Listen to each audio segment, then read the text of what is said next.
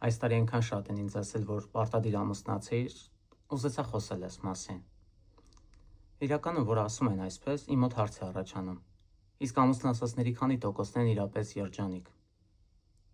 Առաջին հարց. կխնդրեմ մեկնաբանության մեջ գրեք ձեր կարծիքները։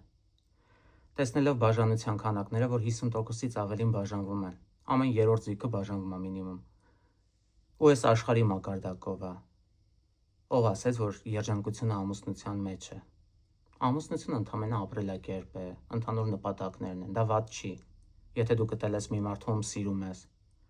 ում հետ ուզում ես կիսես կյանքդ, հոգսերդ եւ մնացած բաները, ուրախ եւ տխուր օրերդ։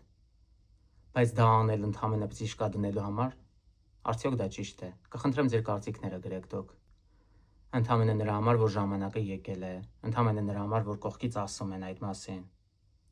Ինչ պետք է լինի, որ մարդը հասկանա ուզում է ամուսնանալ։ Միայն էմոցիաներ ապրելը շատ քիչ է, այդ սերը։ Նաև պետքա պատասխանատվության զգացում, եթե դու որոշել ես կյանք կառուցես ինչ-որ մեկի հետ, պատասխանատվություն ես վերցրել հետագայում երեխա ունենալու, ոչ թե որ հիմա չմիացած արդեն բաժանվում են իրարից,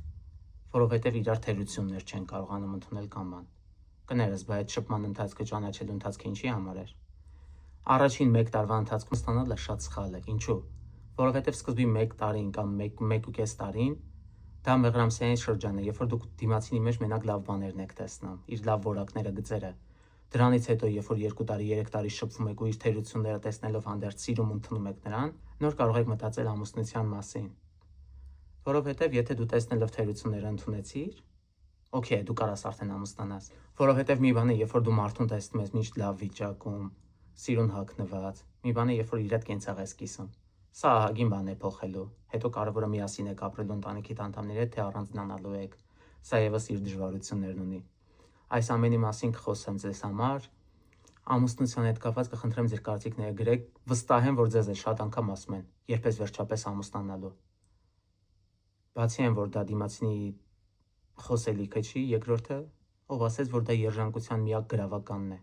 կամ դրա մեջ երջանկություն կա։ Եթե իրոք այդպես է, խի են մարդիկ բաժանվում այդքան շատ։